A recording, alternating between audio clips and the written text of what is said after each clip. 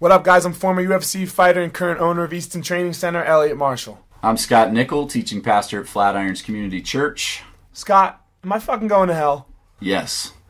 Welcome to the Saint And the Sinner. What up, everybody? How you doing?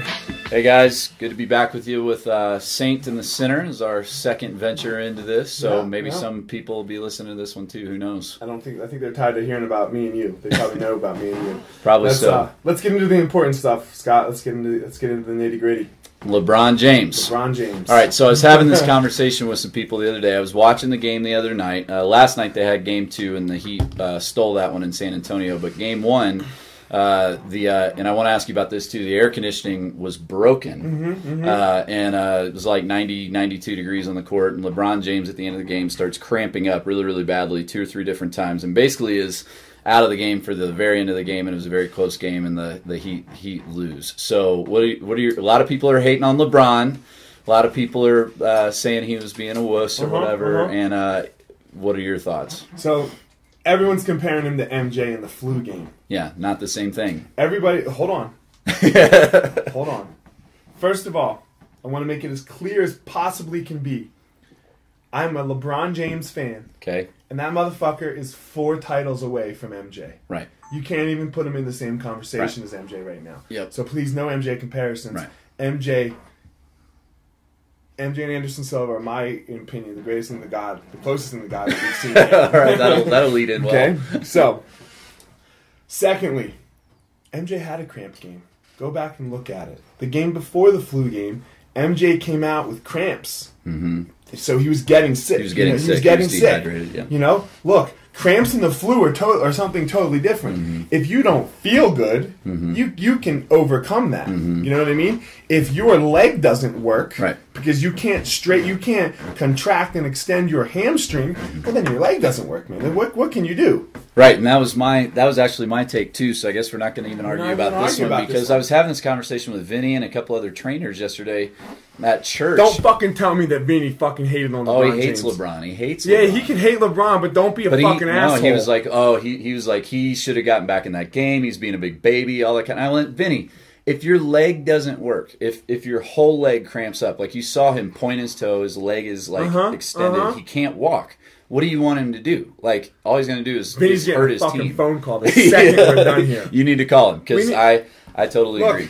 Look, don't hate. Yeah. Don't hate. And the thing that really set it over for me was my second favorite player ever was Isaiah Thomas, which is ironic because Isaiah Thomas and Michael Jordan hate each other. Yeah. But I loved Isaiah Thomas, and he had a game where he almost broke his ankle and then dropped. It was either 25 or 28 points in the fourth quarter. Sure. And they still lost to the Celtics, and then they ended up losing the next game. Right. But that was one of the gutsiest performances I ever saw. And Isaiah Thomas came to LeBron's defense and went, listen, nobody could have played with those cramps. No, you can't do it. Yeah. So you can't do it. I guess we're not going to argue about this one today. So everybody who's hating on LeBron just needs to... I hate all the hate. I have a rule when you come over my house.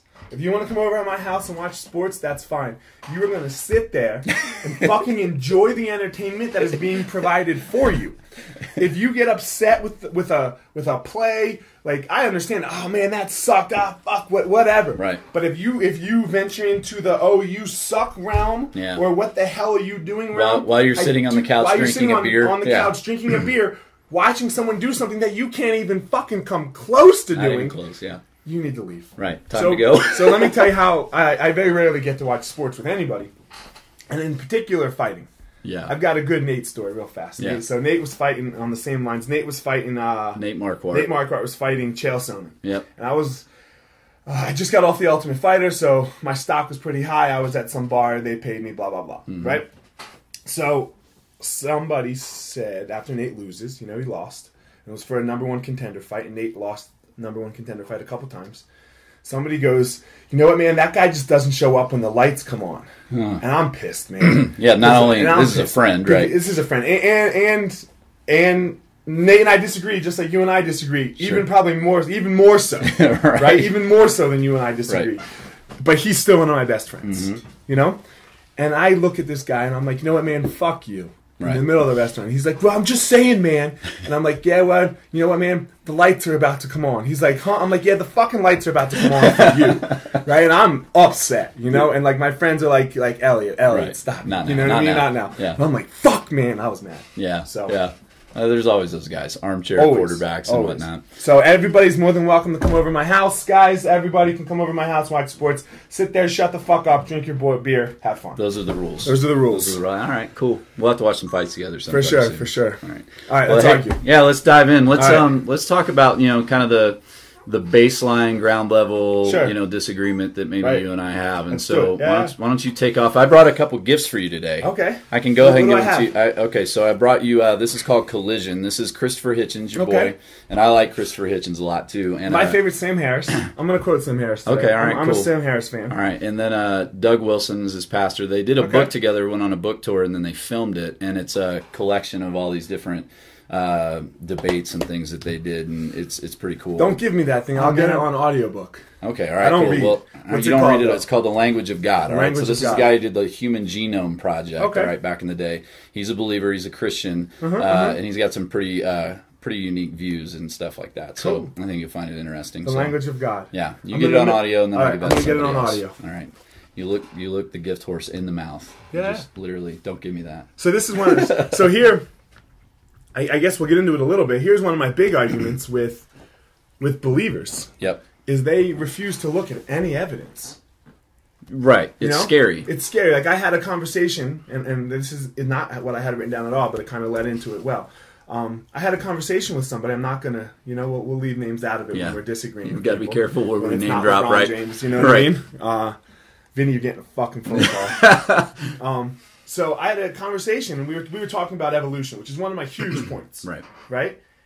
And I was like, read a book. Mm-hmm. Just go read one book, because there's millions out there. Right. There's millions. Just read one. And this person was like, I have. Mm-hmm. She's like, I read it in high school. I was like, no. You didn't, yeah. I was like, no. I was like, you brushed over it in high school. I was like, go read one book. I'll give you one of them, because there's many. And you tell me if you, like, and I'm like, you're just choosing to be uneducated. Mm-hmm. And she's like, oh, you're going to call me uneducated, I'm going to call you ignorant. And I'm like, call me ignorant? The definition of ignorant is Right. uneducated. Right. Like, You come don't- on. you don't know, You, right. Yeah, you make this, you choose to believe something that you don't know anything about. Mm-hmm. Yeah. So I think that for a lot of people, science is scary in general, right? Because it's like so broad, so big, and so it's confusing. difficult. It's another language. It's it's all that kind of thing. And so then when you feel like something that is at stake, and I think this is one of the issues that we'll get into. If you feel like your faith is at stake, if you delve into it, sometimes people would rather just put the blinders on and go, no, I don't want to even deal with that. I'm going to come back to evolution, Sure. but I'm going to say right off the bat, I'm an evolutionist, which I don't even think should be a term, right? And it doesn't dispute Jesus, in my opinion. No, I don't think It so does either. nothing. It just says nothing about Jesus. It says absolutely not. You can believe in evolution, which, I think shouldn't even be a term. Believing in evolution, and still be a follower of Christ. Sure. Right, Yeah. and still be a follower of Christ. They can go hand in hand, man. Right, and I think both sides have historically done a poor job of trying to come to that conclusion. One pits one against the other and demonizes the other. All right, so let's get into where I was going to start. Why am I an atheist? And I want to clarify my atheism. Sure. I am a possibilian. You have an ever-evolving... No. I'm a possibilian. Okay. And a possibilian, and I practice the religion of possibilianism, which is all the bullshit that we've been told so far is not true. All of it? All of it. Okay. I am open to somebody showing me that it's true. One. And two, I don't fucking know, man. Maybe something's true. Maybe something else that we don't know. Maybe, you know what I mean? Maybe some alien ship is going to come land on the earth and be like, hey, how you doing? Here you go. Right. This is God. Right there. Right. I'll show it to you. Right? Boom. Which is something very similar happened here in America, which is what the Europeans did with the Native Americans. They landed in... Right. You know what I mean? Right. They were more educated, more sophisticated. They're like, look, this is God. So... Right. Anyway, that's what I believe. Does that come down to, so when you say you're a possibilian and everything we've been told so far is not true, are you talking specifically about religion, or are you talking about religion. overall? No, okay. no, religion. Okay, religion, all right. I was going to say, because then holy fuck. What's going to happen when I turn that light switch on over there? Right. And just because there's no evidence, there's no evidence for any of it. Not a, like, and maybe I'll read this book and it'll show me some evidence, Yeah. And I have an issue with the word faith. Okay. Because faith should be defined as pretending to know something that you do not and cannot know. Pretending to know? Because a lot of people use faith in the wrong way. They say, oh, you have faith in your wife. And no, I don't have faith in my wife. I have zero faith in my wife. I have trust in my wife because I have evidence. You have experience and evidence. Yes. Right? Yeah. If my wife went out and fucking whored herself out every weekend and came home, I would have zero faith in my wife. Right. She does not Based do that. on the evidence. Based on the evidence. Neither does yours. Your faith in your wife would go away. Right. Right? Right. People talk about having faith in fighting, belief in yourself. Again, you don't have much belief in yourself. Why don't you take any fighter,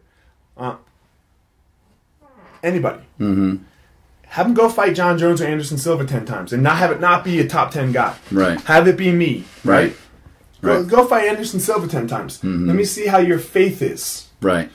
You want to know what Rich Franklin did the second time he fought Anderson Silva? Yeah, got knocked out. No, he fucking prayed to God that the building would fall down. Before he had to get in the ring? He said, I'm walking to the cage going, please, God, just let it fall. I don't want it. You know what I mean? I don't Not help me win. Nothing, right? Get me out of this. Nothing. I don't want to be in that Muay Thai clinch again. Let the building fall down. Was that the fight where he took the knees to the face? The second fight where he took the knees to the face. It's brutal. It's brutal, right? But that's what it is, man. Yeah. You know what I mean? Like, so you don't have faith in your abilities. You have trust. Yeah. Because you have prior evidence that shows you I should have trust in this. Yeah, I heard somebody say once that faith and fear are very similar. It's the belief that things unseen will come true. They're close. So fear is this anxiety, right? That something that hasn't materialized will. So keep the fighting metaphor going. It's the fear that I'll lose, or I'll get knocked out, or whatever that looks like, and it's the fear that will actually happen. And then faith is this belief that something you don't see will happen. But to say that can't also be based on evidence is where I would disagree with you. So this goes back to the designer kind of argument in some ways. Like when I look at a portrait, a piece of art or something like that, I look at that and go, I think of the painter. I think, who painted that? So when I sit, and watch a sunrise or a sunset at the ocean, we both love the ocean. I love the ocean more than I love mountains, and that's when I sit on the beach and I just go, wow. Look, my kids even have a term. They'll look for sunsets. We'll go, look at how God painted the sky tonight. And we talk about that. So when I see something that is organized and has design, that points to an organizer or a designer, and so there's evidence. You're just wrong, because that has no organize. That's not organized. We know exactly why the sky looks the way the sky does. Right? Sure, but so the only thing that we can't get to is how the Earth got here.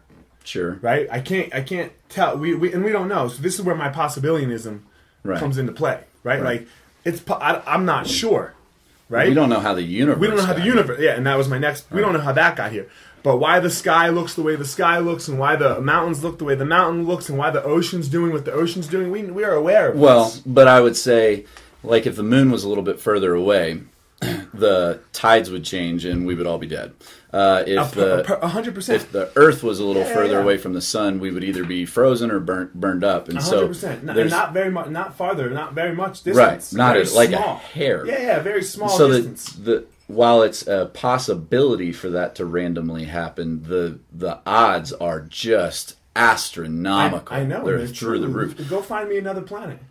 What do you mean? Go find. Yeah. It has So when if you want to look at the odds, it's crazy, right? You're right. I mean, 1 in a million, right? Right. Well, we've seen a million stars. Go find me more life. Sure. Well, maybe there is, but we haven't found it yet, and we've seen over a million stars, right? Yeah. So we're at 1 in over a million, right? So you're kind of making my argument for me. No, I know.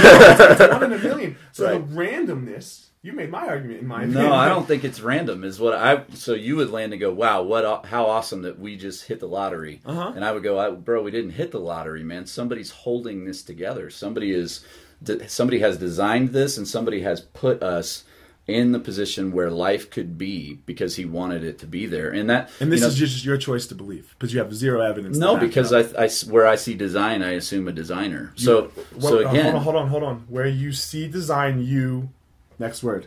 See a designer. Assume a designer. Sure. Ass out of you and me. Versus. Ass out of you. I think I said this to you before though. Like if I took 52 cards, like a deck of cards, and threw them on the ground, I could do that 1,000 times, and they're never going to organize themselves by suit and in order. It's not going to be 2, 3, 4, 5, 6, 7, 8, 9, 10, all clubs. Right on down the list. It's just not going to randomly happen. Organization doesn't arise from disorganization. It will. Well, but it goes back to entropy, right? Randomly. But you might have to do it 10 million times. Oh boy! But I would. So here's my problem with your argument. Ready? Here's my problem. Go ahead. You can't explain it, and I can't explain. I'm okay with the unexplainable, and I can't explain it. Right? Sure. And this is where I get really upset. This is where when we talked about science a second ago, right? Like evolution, right? People. I can give you this book. I can give you Darwin's. Natural selection. I don't know why it just blanked my head. Right? Species. Origin of species, and the case for natural selection. And I probably won't be able to understand all of it. Right. Right. But somebody was, and somebody could break it down in a way that we could understand it. Right. Well, now you just have to go do the research. Right. Now you have to actually read the things. Right. So just because I can't understand molecular biology, why does the Earth rotate around the sun? Why? Right. I don't fucking know. Right. Right. But all of the evidence points that way. I'm going to get back to this point. All of the evidence points that way, right? But I can't write the math out for you, and I was a fucking math major, and you can't either. Oh right? no, I took algebra 4 times, and finally got a C. Yeah, literally. Nice. I'll help you with that. Send your kids, I don't want any help with that. Send your kids to my house. I got them. All right. So my next point, okay, is, man, if God exists in the way that Christians mostly, because I believe for everybody we're talking here. I believe Muslims, Jews, whatever. Yeah. But this is a Christian nation, right? Yeah. And this is where we can have that podcast one day, but sure, yeah. This is a supposedly Christian nation, where most of the people go to church, right? That believe in Jesus Christ as their Lord and Savior. Yeah. I just don't see how he can be all knowing and all good, And hold on, let me keep going a little bit. And if he created everything, he created polio, and he created the flu, and he created pneumonia, and all of these things have killed millions of people throughout history, right? So if you want to take that he created everything argument, right, which is the argument, and I just don't see it, and even furthermore, and I'm going to get into the story that I texted you about this weekend off of this, right? And even furthermore, man. Why doesn't he make himself known to people in sub-Saharan Africa? Because he doesn't, right? And these people, like in the Congo and in Sierra Leone, man, these people's children get raped, murdered, pillaged, enslaved, fucking slaved, right? Enslaved, and then they die young. These kids. And I know he's got a special heart for children where blah, blah, blah. You can go, like the 4-year-old will still go to heaven, right? But the dad who rejects Jesus, who had all this shit happen to his kid, who only believes what he believes because of where he was born, right? Where he was born. And most of these places are non-white people, so maybe God's a racist now too, right? He's going to go fucking burn for eternity after suffering like that with his kids? Come on, man. Well, so there's two. So you've taken us in a different direction. Let me address one thing, then I'll get to that one too. So in my opinion, hold on, I got to get my Sam Harris quote in here. In my opinion, God, and this is 100% Sam Harris, if this is the all good, all powerful, all knowing, right, is either evil or impotent. Sure. He's either evil or impotent. Yeah, and that's not him. I mean, that's his version of it. That argument's been around for forever. Sure. But you're making the number one tenet of atheism, which is there is no God and I hate him. This is killing me. Yeah, that idea that there is no God and I'm really really pissed off at him. You know what I mean? I'm not mad at him. Well, but this is the angst that I get that leads to that question. It's like, well, if he's not there, then quit being so pissed off at the way he handles things, you know. So, but back to the original thing I wanted to hit, and then I will jump into that question. I think we both have faith. Okay, I have no faith. Let me finish. You have faith in this random lottery thing that happened. You can't prove that that's what happened. No, you I don't have faith in it. You can't. But that's where you're landing. You're going. It was the lottery. But you're using the wrong word. It's not faith. What, do you believe that that's what happened? I have no fucking clue what happened. You have no idea. Okay, so you're agnostic in that sense, in that I have no idea what happened. But it's not faith. So you use the wrong word. Okay, so right? and religious people because use you're not very word. confident in what you think might have happened. I don't fucking know, man. And I'm more confident. All right, I don't know, man. I mean, the universe we know that the universe is expanding, which means that if you play that tape backwards and rewind, right, it arrives at a point where it began. Mm-hmm. And what is prior to that, science has nothing to say. Who created the creator? Exactly. Who created the creator? Science has nothing to say about it. Who created the creator? Nobody. He's the uncreated one. Why? Everything has to be created. Everything has except to be designed. Except for the thing that's outside of it. Except for the thing that's outside of it, because we're by nature saying, okay, here's time and space, and it's limited. Just make sure it fits your argument. I get it. Just make sure it fits your argument. It's a great argument until that point where who created the creator? Because if everything has to be created, this is the argument, right? Within time, space, yeah. Everything has to be created. Well, then something had to create the creator. Within time and space, but by nature what we're saying is with what we know and can observe, that has to be true. With what we know and can observe. Right. And we know so little. But we can't take that another step and then say, I can then prove something that's outside of time and space. You can't. It's not the same thing. So the same laws don't apply. We just don't know what time and space is out there. Sure, we're still learning. We're still learning. We know less than 1% of the universe. Oh yeah, because it's way less, huge, right? So man, for us to make these big long judgments, and I want to come back to something that you said, that the Earth is expanding. This is why I love science. The universe is expanding. Yeah. This is why I love fucking science. Mm-hmm. Because that was not thought to be the case up until 2004. I know. And then in 2004, like some guy went and did some research and was like, I'm going to show this again true, you know? Mm-hmm. And he fucking stumbled across that it wasn't. Mm-hmm. That it wasn't true. The what wasn't true? That the Earth wasn't shrinking. Oh, yeah. That the universe right. wasn't shrinking. That it was actually growing. Right. And you're like, holy shit. Right. And you know what happened? Every single person on a dime stopped and flip-flopped. So because of the evidence. Because of the evidence. Sure. And this is how I am. Right? You'll go with the evidence. This is how I am. Look, I am not so stuck in my beliefs. Everything that I believe is also falsifiable. Up for grabs. Is also falsifiable. And you can easily show it to me. You want to show me that evolution's not true? No problem. Find me a human bone in the very first strata of the earth, because that's what the Bible says. No. And that's 7 days. And in 7 days, God created the earth in 7 days. Oh, 6. He rested on the 7th. So took a chill. He took a break. No, and that's part of what this guy comes into. And there's kind of these extremes. There's the literal young earth. It was 6 24-hour days. Creationist opinion. Yep. And then there's a whole bunch of other ways of looking at that are well within the bounds. A day, right? Yeah, the word for day in Hebrew is om, which can mean a span of time. Even the word beginning. So in the beginning, God created. Just in Hebrew means the time before. So that could be who knows how long. Sure. You know. So let me ask you a question. Yep. I get it. A day might be longer, right? Right. So how can you have it both ways? Because Moses lived to 900 years old, and we know that that's not possible, right? We know that it has not to be quite shorter. 900, but yeah. Okay, sure. roughly. A long time. Longer than me and you're going to live. So we know that. So your argument for Moses, when they say, "Oh no, Moses was 900 years old," or he was 120 or something, whatever it was, right? Yep. So, but who's the first dude that lived to 900? Somebody. Adam lived. Okay, yes, my bad. So he lived to 900, right? Mm-hmm. And so you got to go, oh, that's got to be shorter, because that's not true. But when we talk about the creation of the earth and all these species and all that stuff, it had to be longer. So one's shorter, one's longer, all in the same book that we're supposed to take all of our truth from. Well, no, I mean, I think it comes down to what do you want to stake your ground on? What bullshit do you want to tell the people? Nah, it's not. No, it's not that. It's that some people have taken again.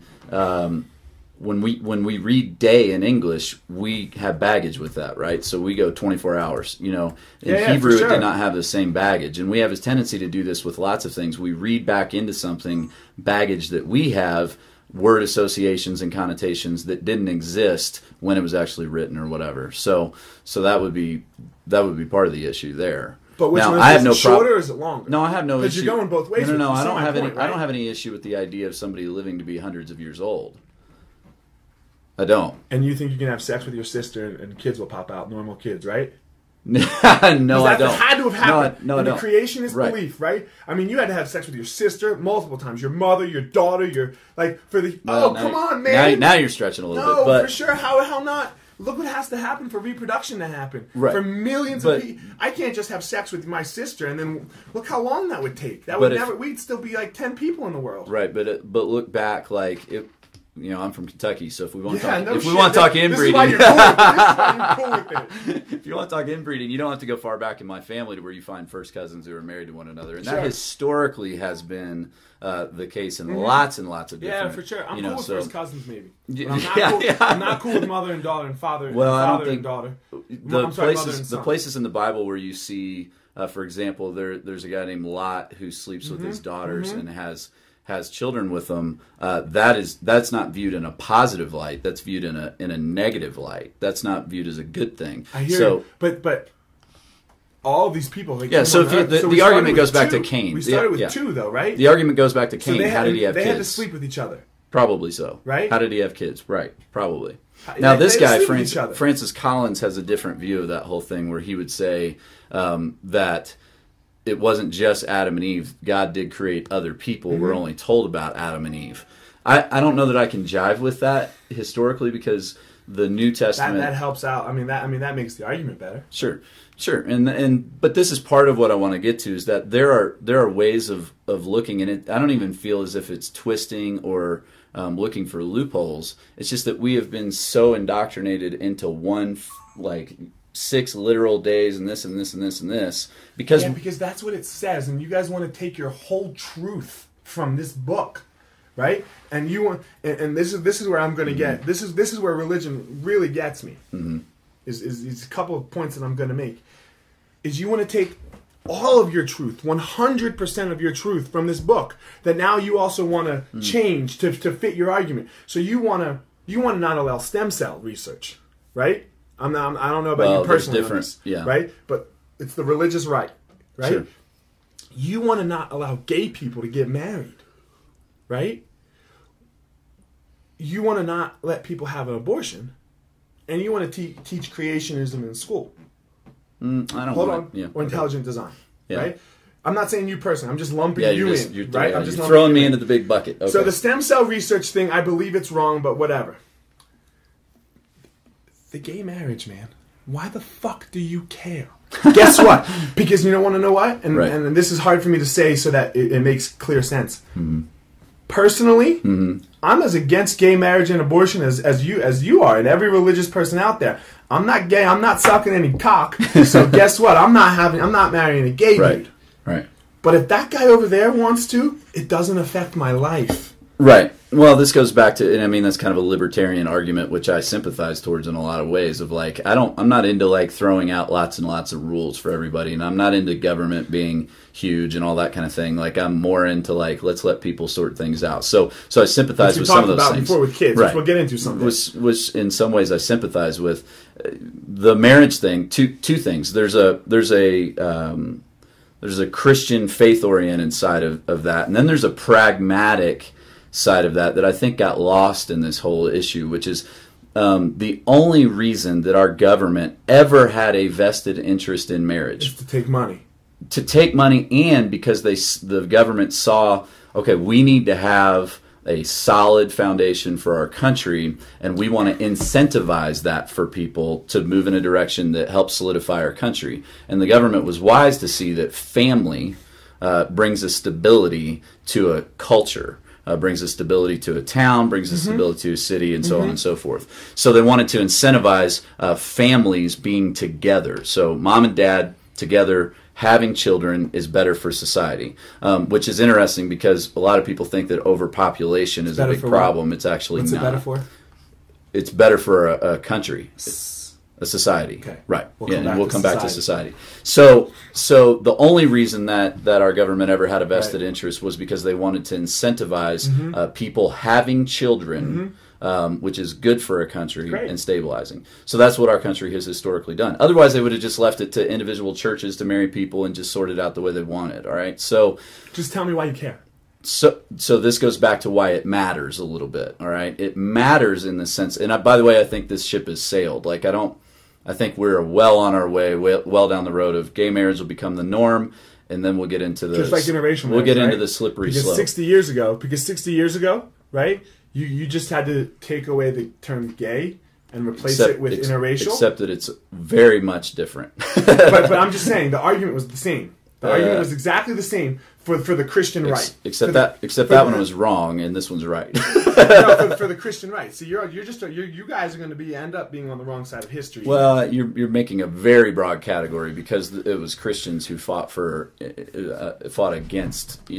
civil rights and fought for those things as well. So just as many Christians, and there's just as many Christians fighting for gay marriage. Yeah, and I think they're wrong. So, the reason I think that they're doing that is because they've been propagandized into believing this is the hip thing to do and the compassionate thing to do. No, it's just the right thing to do because who cares what somebody does? Well, let me get back to where I was going with that. So when you take a man and a man or a woman and a woman, you then have taken away the purpose for the government to have originally incentivized marriage because they're not going to have children together. Sure. Okay. So, but they could because they could adopt. They can go adopt. They can go adopt and because things society changed. Right, and I'd love to talk more about placing your bets on that one. What, changing again?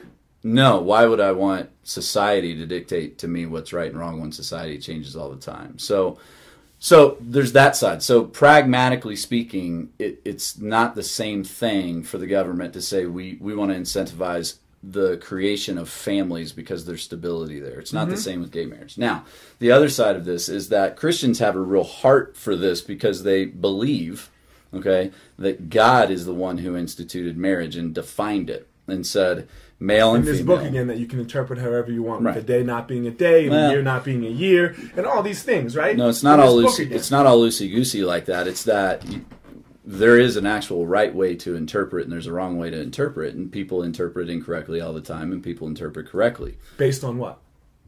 Based on rules of interpretation. By society. No. Okay, so I'm going to jump here for a second, and we can come back.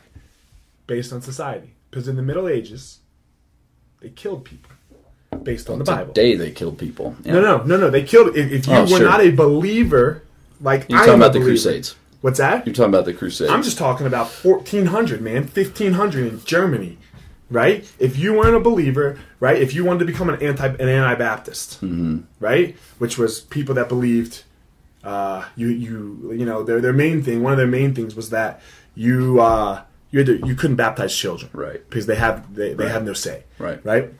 So anyway, if you wanted to become one of these people, the priest, bishop, whatever he was fucking called, find you, bring you into the town hall, based on the Bible, and all of it. 100%. They used the Bible. Oh, of course they did. Yeah, this is my point.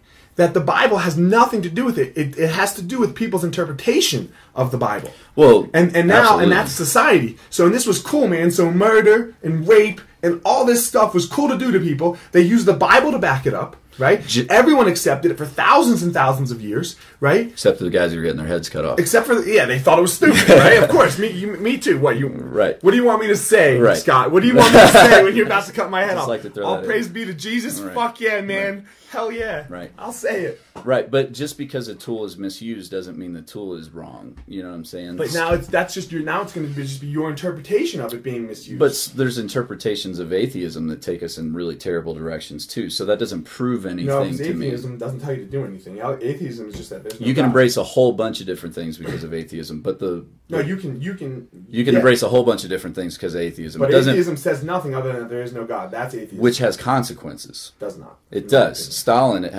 he had no fear of accountability, none, for what he did. So great dictators. Well, if I don't believe there's a God, and I believe in absolutely there's no accountability or anything coming my direction, and I believe I'm going to bring you Sam Harris's book, and you can read it. I think I have read his book. the morality one. Sure. He breaks this down perfectly. I'm not going to try to break it down for you. Well, but if I don't believe that there's a God and I don't believe there's any accountability for me, and I believe that the way that I came into being was through survival of the fittest, then why can't I kill you and take your car? Why not? Because I want to live a happy life, man. But what? I don't care what you want. The universe doesn't tell me I have to care. You want to live a happy life, and we both. And I'll be happier with your car if you're dead. So we choose not to do that. No, but what if I'm happy? And now we've set laws in society that say that you can't do that. What's that? Based on it's not good for the whole society. But that's how we got here. Survival of the fittest, man. Yeah, for sure. And now we find that the fittest, the more people you bring up, the more fittest you get. Until somebody decides to, enact genocide. Yeah, until somebody decides to act genocide, and hopefully we'll have enough fittest but that's part of my point. You would say to take the tenet that there is no God, and therefore conclude it doesn't matter what I do, I can rape and pillage, would be wrong. That would be wrong. To say there is no God, therefore I can rape and pillage would be wrong. Yeah, it's too big of steps. Okay, so I would say, in the same sense that you say that's a misuse of that tenet, that there's been terrible, terrible Christians over the years who've misused the Bible, misused God, and used him for their own agenda. Absolutely. Now let me get to, you asked a really great question that a lot of people ask all the time that is, okay, so if God is all-powerful and all-knowing and all good, how do you arrive there? Why are there all these terrible, terrible things?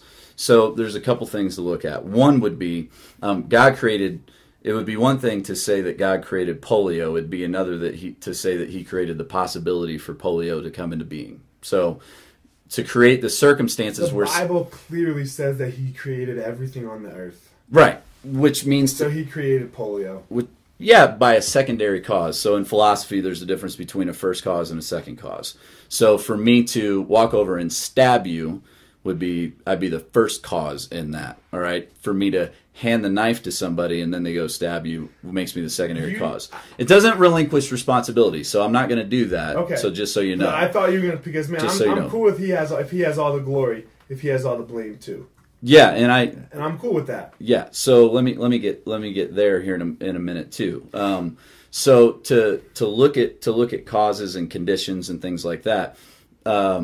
Humans do bear responsibility for their actions. God did create my belief, God did create a circumstance in which humans could choose.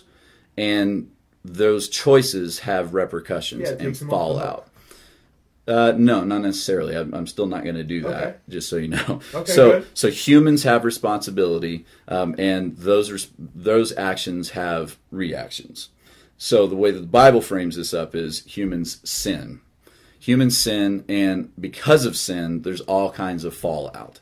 There's sickness and disease and all those kinds of things. Now, that's not to relinquish God from responsibility, because what the Bible teaches is that God said, don't touch this, don't eat this, and if you do, you will surely die. Okay? That would be a sin to touch this or eat this, the tree in the garden.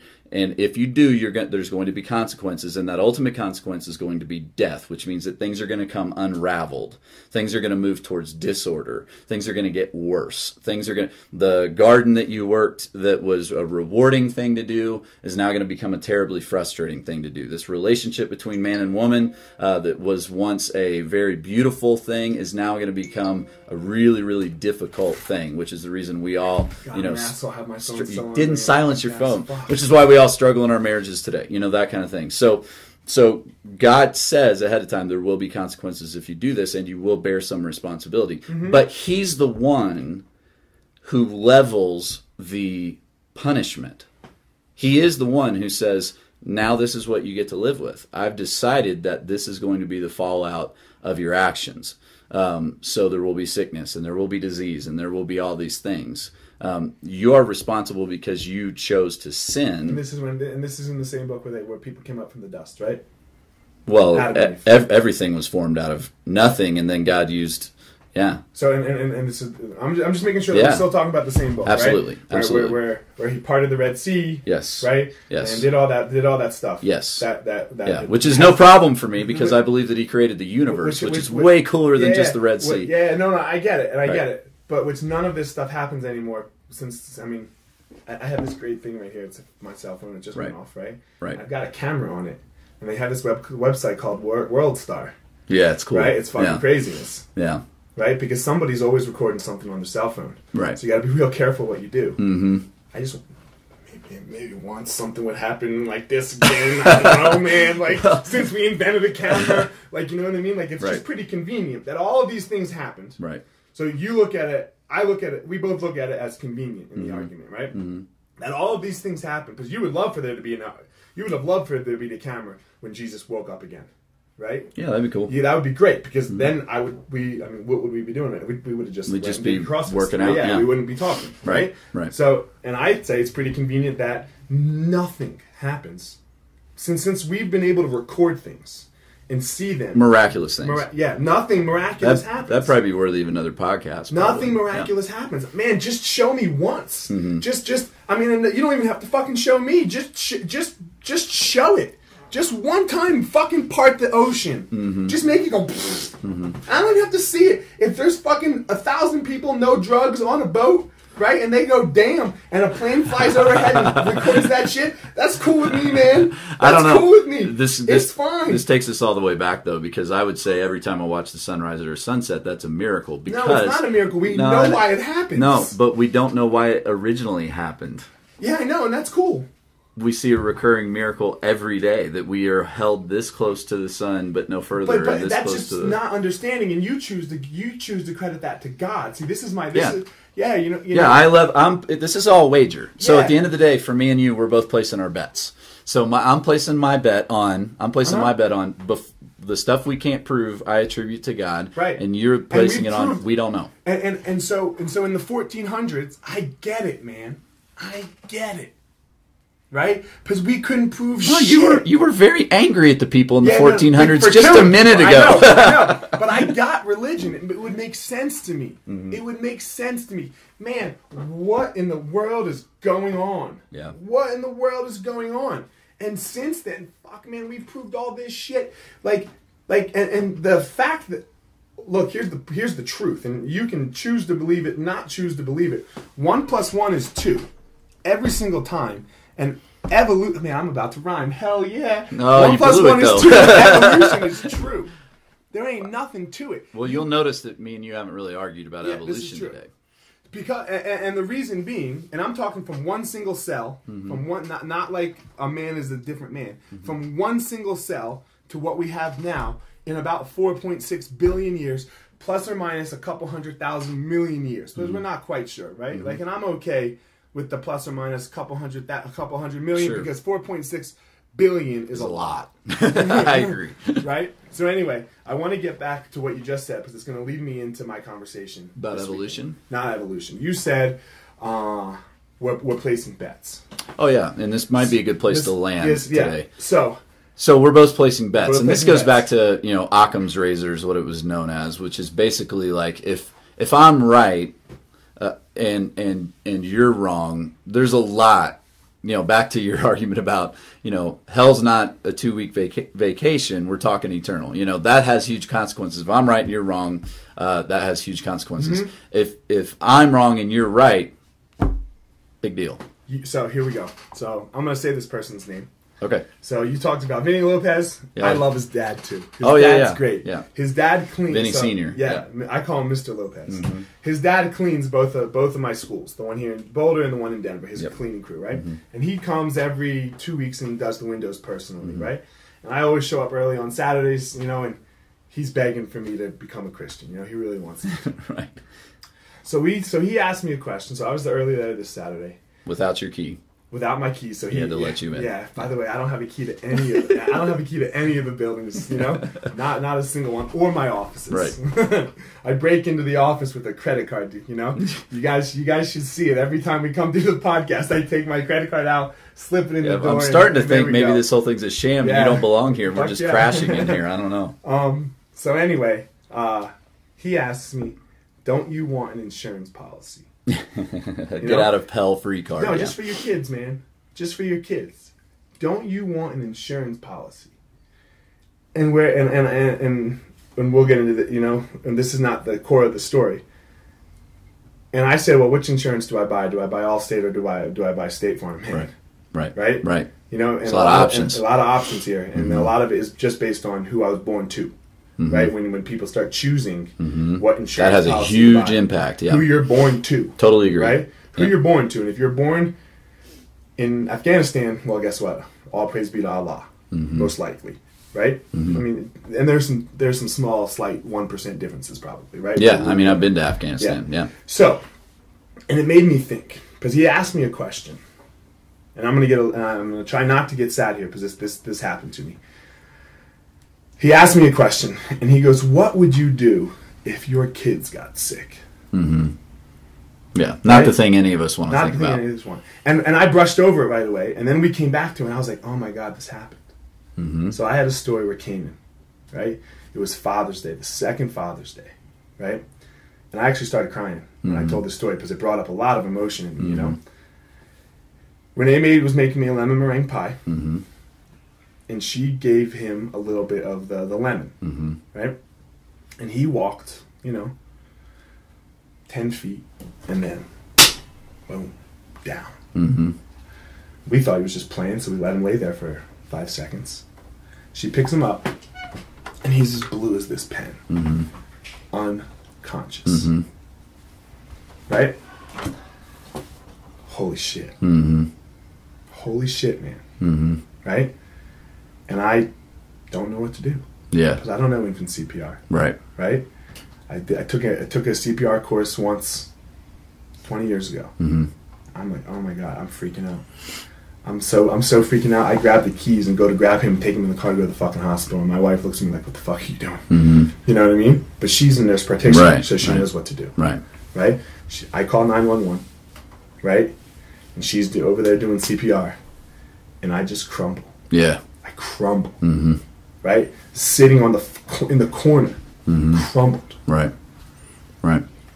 All I'm gonna ask, and let me finish the whole ask, is, man, I couldn't have been more open, and not that he was gonna live, right? Not that my child was gonna make it, right? Just for someone to go, because you say this all the time, I got you. Right. And then I hear these stories, and mostly my fighters, because I deal with a lot of fighters, and I watch TV. And these guys want to talk about how God came to them before a fight and helped them, or after a fight and helped them. Jesus, right? And all this stuff, right? And we won the football game because we had a lot of good Christians, right? Or even just, not even that I won, that he made me feel okay in my situation. Well, man, my situation can't get any worse than that minute. It can't.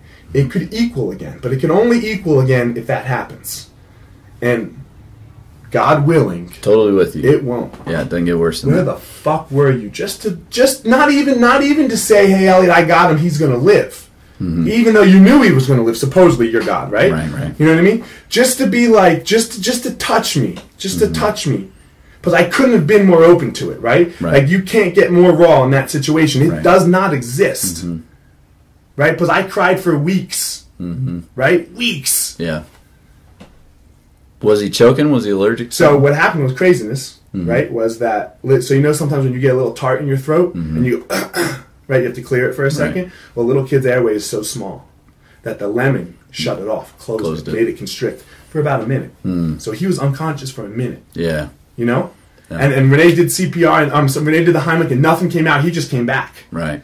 And then he looked at us, and we're all freaking out, crying. And he's like, "What's wrong with you guys? Yeah, what's up with you guys? Yeah. What happened? Yeah, and like we wouldn't leave him alone for like the next day. The babysitter wanted to take him to the pool, and we were like, no. Right. Right. But man, and I know it's like, oh, God will come to you and he'll present himself at the right time.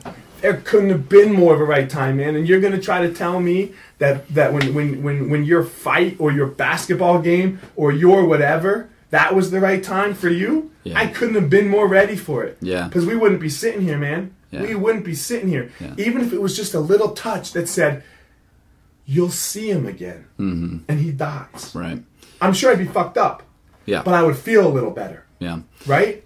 and I'd probably be going to Flatirons. Yeah, one problem is the trivialization that you're referring to of like, oh, God wanted me to win the fight, he wanted me to win the football game, all that kind of thing. We tend to not even that he wanted you to win, that he was there with for you, or, and especially in a fight, right? Because it's very you're fighting another guy. Yeah, you're fighting another guy. Whose side? Yeah. God comforted me. Right. Where was my comfort? Right.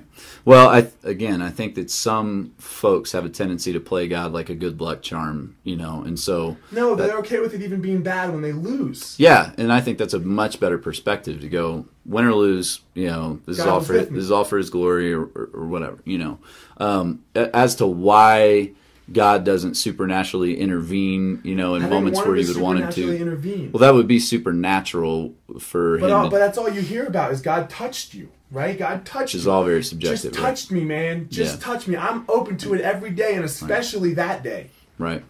Just touch me. Just go, I got you. Yeah. But I went to yours, the one that I came to, that you asked me to come to. You said this. I got you.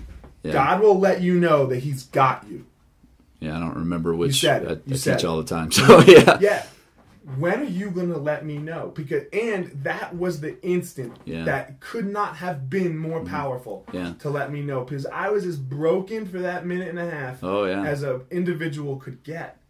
Yeah. Well, Canaan lived, right? I didn't know that for a minute and a half. Oh, I know. Yeah, for sure. So in one sense, I think you could look at that, and I would, if it were me, I would look at that and go, "Thank you, God." That's what I would say. Nothing to do with Him, because the science explains it perfectly. Sure, but God can use whatever's at His disposal. As to why God chooses or doesn't choose to intervene in certain circumstances, I won't even pretend to know. Because I'm very comfortable with the fact that I'm the created and He's the creator, and if that's true, then man, there's a lot of things out there, back to your point, that we don't know, I don't understand, and I'm totally cool with that.